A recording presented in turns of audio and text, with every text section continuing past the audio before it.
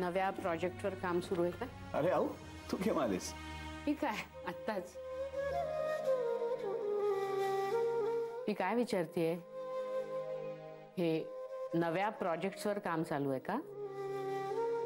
हो ग, खूप टूरची पॅकेजेस तयार करायचे आहेत. रिस्पॉन्स त्याला चांगला येतोय, त्याच्यावरतीच काम चालू आहे. लवकरच नवीन काहीतरी चांगलं वर्कआउट होईल. Very good. पण अविनाश, हा म्हणजे आपण पुढे जायची फार घाई तर करत नाही आहोत ना?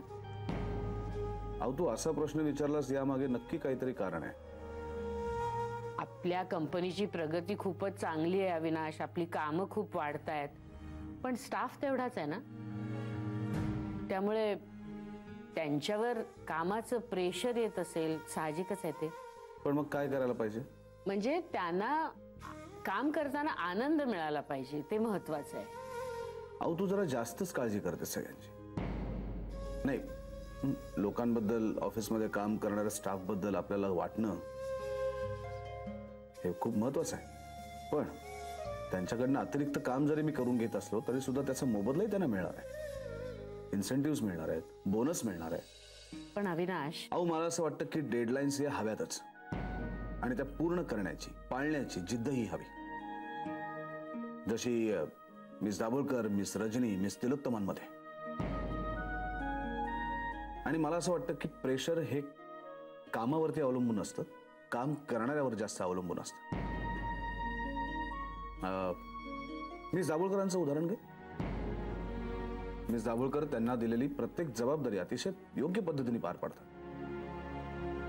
आता त्यांच्यावरती प्रेशर नाही आहे का? आहे ना. कामाचंही प्रेशर आहे, घरचंही प्रेशर आहे, आणि प्रॉब्लेम्स कोणाला नसतात. त्यांच्या वडिलांची तब्येत बरी नसते, आजारी असतात ते. त्याचा त्यांनी कधी कामावरती परिणाम होऊ दिला नाही. त्यांची जबाबदारी त्यांनी अतिशय चोख पद्धतीने पार पाडली, आणि तेही त्यांच्या सहकार्यांना बरोबर घेऊन. तुला आवडते ती? अहो, हा काय प्रश्न आहे? तू नको तो विषय काढू नकोस. नाही नाही, तू चुकीचा अर्थ काढतोयस. मी तुला विचारते, ती कलिग म्हणून तुला आवडते का? तू नेहमी तिची स्तुती करत असतोस. कामाच्या बाबतीतही खूप विश्वास आहे तुझा तिच्यावर, आणि कर्नाळ्याला सुद्धा तिलाच घेऊन गेला होतास तू. मी त्यांना का घेऊन गेलो होतो याचं कारण तुला माहिती आहे. आणि आता असं नको म्हणू की मी त्यांना सोडायला का गेलो, कारण तूच सांगितलं होतंस की त्यांना घरापर्यंत सोडून ये. हा, आता घराच्या आत नाही सोडू शकलो कारण तुझे ते मित्र केतकर, ते तिकडे मला दिसले. कोण? दिन्या? दिन्या भेटला होता तुला, आणि हे तू मला आत्ता सांगतोयस? नाही, त्यांना भेटलो नाही. मला उलट त्यांना बघून खूप टेन्शन आलं. टेन्शन? हो अगं, एकतर तुला माहिती आहे ते कसं आहे. ते भेटतात आणि मग बोलत बसतात अवांतर, आणि मग वेळ निघून जातो, आणि त्यात माझ्याबरोबर मिस दाभोळकर होत्या. म्हणून मी त्यांना टाळलं आणि निघून आलो परत. काय रे? हा, काय झालं? नाही, गंमत म्हणजे मिस दाभोळकर सुद्धा त्यांना घाबरतात. हे काहीतरीच काय, दिन्या काय एवढा वाईट नाही हा त्याला घाबरावं वगैरे असा. नाही, तसं नाही. मिस दाभोळकर सुद्धा त्यांच्या शेजारीच राहतात ना. तू हे आधी सांगायचं नाहीस का? का? कशासाठी? अरे, मी किती दिवस त्याचा फोन नंबर शोधतेय. आता आदितीकडून त्याचा नंबर मिळेल मला, त्याला फोन करून सरप्राईज देते मी. अहो,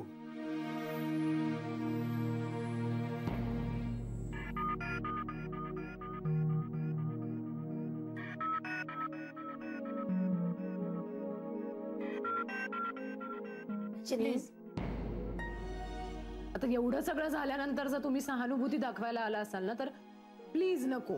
मला ती नकोय. या अशा सहानुभूतीचा मला राग येतो. अगं राजा, अगं केवढा हा राग? रजनी, ही खरंच तू आहेस? अगं केवढी बदलली आहेस तू. का? मी एकटीच का? आणि ऑफिस मधलं सगळंच बदललंय ना, मग मीच त्याला अपवाद कशी असेल? नाही, काहीही बदललेलं नाहीये. हा सगळा ना तुझा गैरसमज आहे. तुला असं वाटतंय की फक्त आदितीवर जबाबदारी सोपवली जाते, पण तसं काही नाहीये ग. आऊ आणि अविनाश सर अजिबात तुझा भाव करणार नाहीत. करत नाहीत? तेच का? अदितीमुळे ऑफिस मधले सगळेच तुझा भाव करतात माझ्याशी. जय सुधा, किती वेळा समजावलं त्याला, किती वेळा त्याची बाजू घेतली. मला एकदाही माझी बाजू घेता आली, एकदाही. अदितीची चूक असेल ना तरी तिला नाही बोलत तो कधी, मला बोलतो. सगळेच सगळेच सगळेच असंच करतात. ऐक ना रजनी, सगळ्यांच्या चुका शोधण्यापेक्षा सगळे असं का करतायत याचं कारण शोधलंस तर. तुम्हाला काय म्हणायचंय स्पष्टपणे सांगा. रजनी, मला अगदी मान्य आहे की तू स्पष्ट वक्तीयस, जे काय आहे ना तू तोंडावर बोलून टाकतेस. अगं पण हे सगळं फार होतंय असं नाही वाटत आहे का तुला? तू असं का वागतेस माहितीये? कारण तुझ्या मनात निर्माण होत चाललेली आदितीबद्दलची आडी. मला उगाच वाटलं तुम्ही मला समजवायला वगैरे आलायत. तुम्ही अदितीची बाजू घ्यायला आलात, अदितीचे गोडवे गायला. नाही बाळा, तसंच आहे. मी तुलाच समजवायला आलीये. आणि नको तिच्याबद्दल गैरसमज ठेवूस मनात. अगं गुणी पोर आहे ती, चांगली आहे. तेच ना, गुणी पोर आहे ती, चांगली आहे असं तुम्हाला वाटतंय, पण कळेल एक दिवस.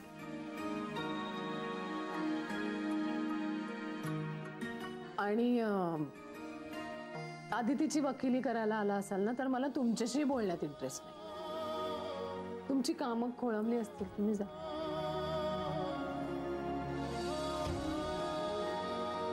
रजनी बाळा, अशाने एकटी पडशील ग. मी एकटीच आहे नंदिनी मॅडम. जेव्हापासून या शहरात आले ना तेव्हापासून एकटीच आहे. या ऑफिसमध्ये आले आणि वाटलं की एक कुटुंब मिळालं आपल्याला, पण आता तेही राहिलं नाही, गेलं अगं आदितीमुळे. रजनी प्लीज या तुम्ही. मला कोणाशीही काहीही बोलायचं नाही.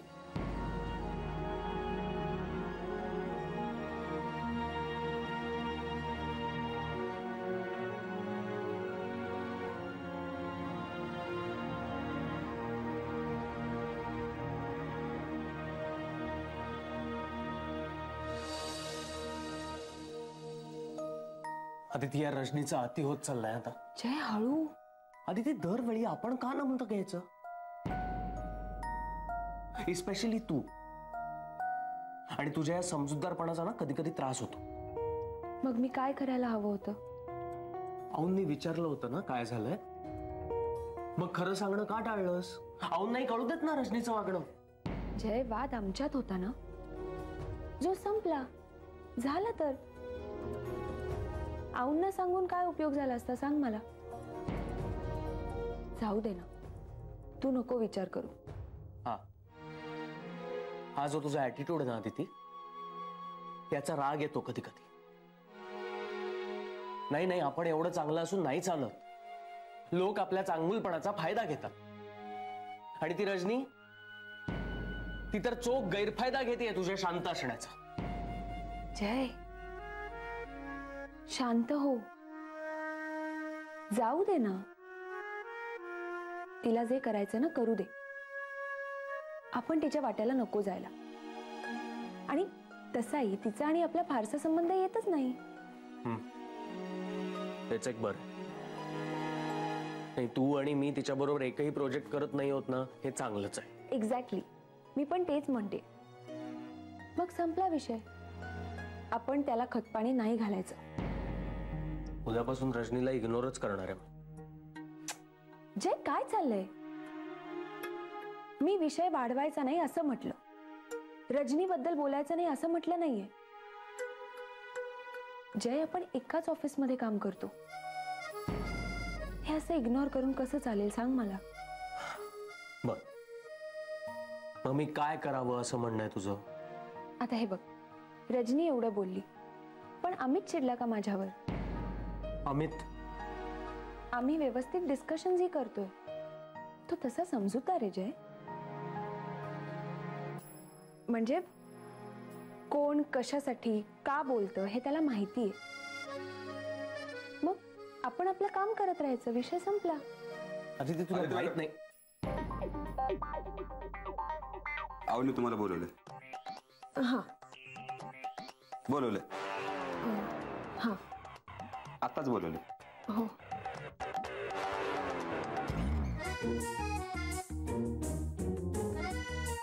जय सर, कॉफी? हाँ, कॉफी? हाँ.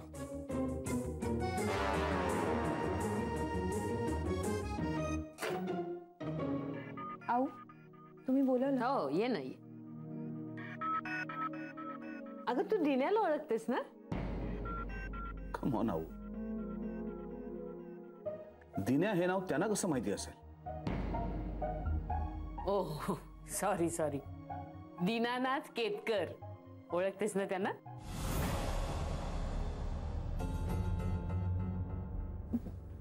दीनानाथ केतकर? हो, अविनाश म्हणाला की तू त्याच एरियात राहतेस म्हणून. मी त्याला दिन्या म्हणलं म्हणून तुला आश्चर्य वाटलं असेल ना. अगं वर्गमित्र आहे तो माझा.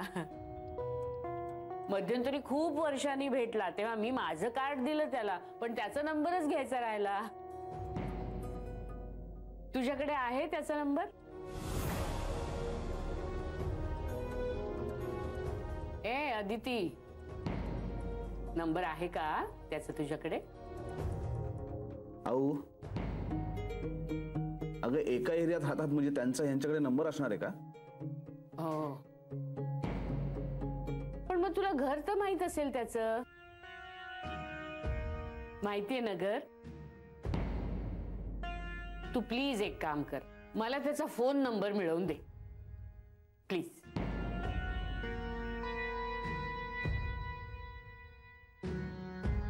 हो. थँक्यू. चला, म्हणजे माझं काम झालं.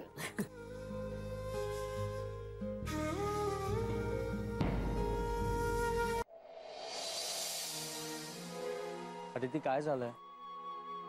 कसला विचार करतेस? जय, मी काय करू? कशाबद्दल?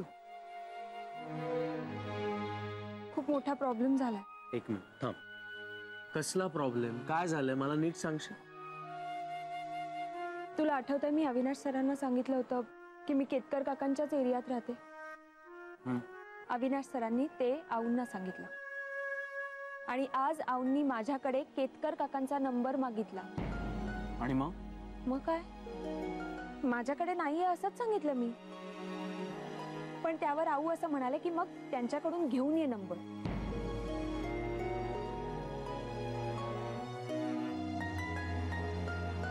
शेवटी ज्याची भीती होती तेच झालं. वाटलं होतं निदान आऊंशी तरी खोटं बोलावं नाही लागणार, म्हणजे तशी गरज नाही भासणार. मला हे खोटं बोलणं नको वाटतंय आता. आदिती, हे तुलाही माहितीये की मलाही हे सगळं आवडत नाहीये. कधी नव्हे ती एवढी चांगली माणसं आपल्या आयुष्यात आली आहेत, पण फक्त परिस्थितीमुळे ना आपल्याला त्यांच्याशी खोटं बोलावं लागतं. मला असं वाटतंय की आता लवकरच नवीन जॉब शोधावा लागणार. आदिती, मला हा जॉब सोडणं शक्य नाहीये आणि दुसरा अविनाश देव मिळणंही शक्य नाहीये.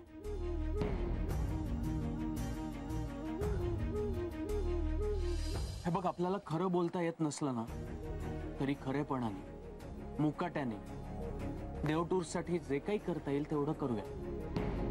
निदान या एका प्रकारे आपण त्यांची परतफेड करू शकतो. जय, पण मी हा जॉब तर सोडू शकते. आदिती, हे बघ, तुला काय बोलायचं ते माझ्या पूर्णपणे लक्षात येतं, पण अविनाश, औंधसारखे बॉसेस मिळणं खरंच खूप कठीण आहे आजकालच्या जगात. हे बघ, मी तुला आजपर्यंत कुठल्याही गोष्टीला नाही म्हटलो नाहीये, त्यामुळे नीट विचार कर आणि निर्णय घे. मग आऊंचं काय? केतकर काकांपासून जशा गोष्टी लपवत आलोय तशा औंधपासूनही लपवाव्या लागणार, पटत नसलं तरी. जय, आपण काय कारण सांगायचं? आजही मला काहीच सुचत नव्हतं. बघ, कारण नंतर शोध. आता उशीर होतोय, आपल्याला घरी जावं लागेल. काका वाट बघत असते.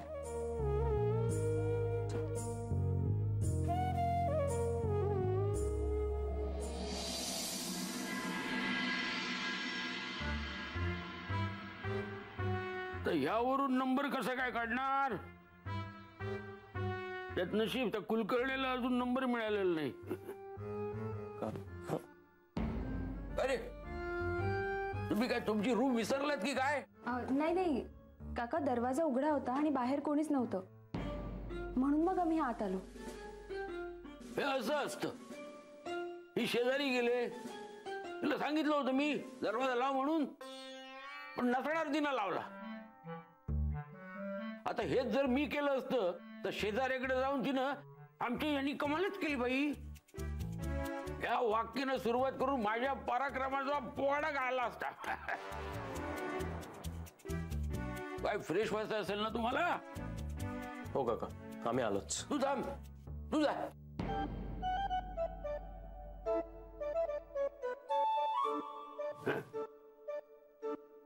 काय झालं काका? कुलकर्ण्यांना सारखं पिडतोय मला. कुमुदिनीचा नंबर मिळाला काय म्हणून विचारतोय.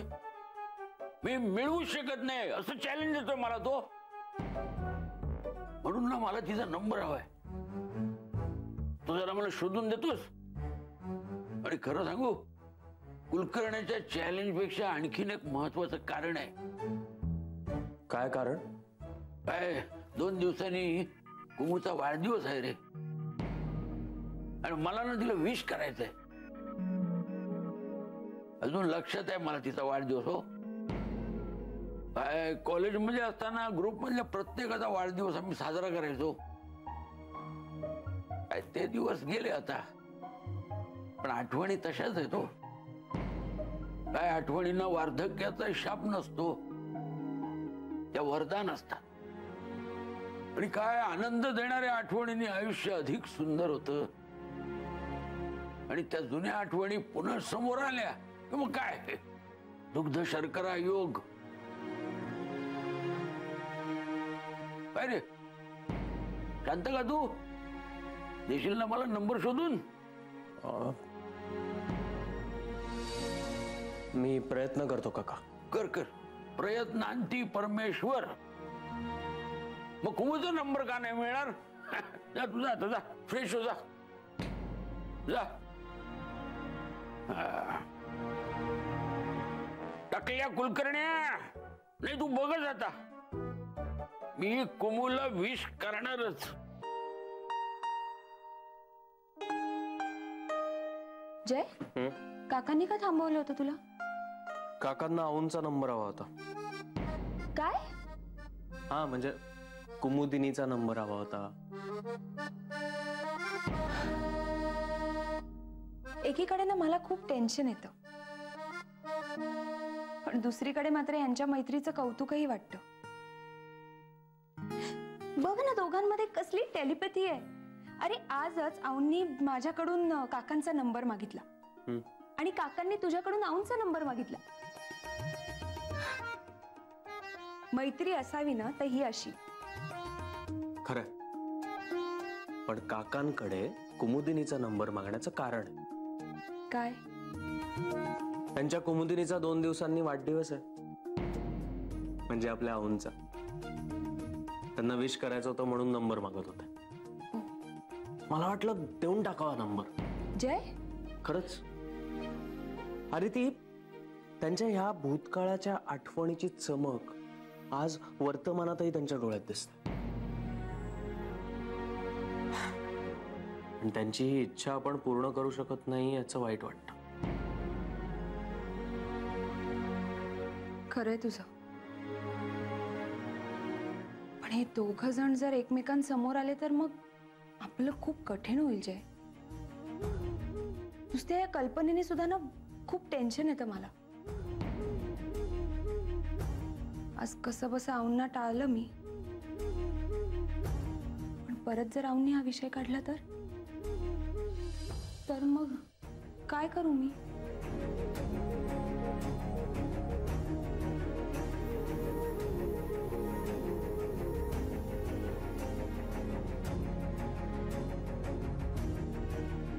तेव्हा काय करायचं ते तेव्हा बघू.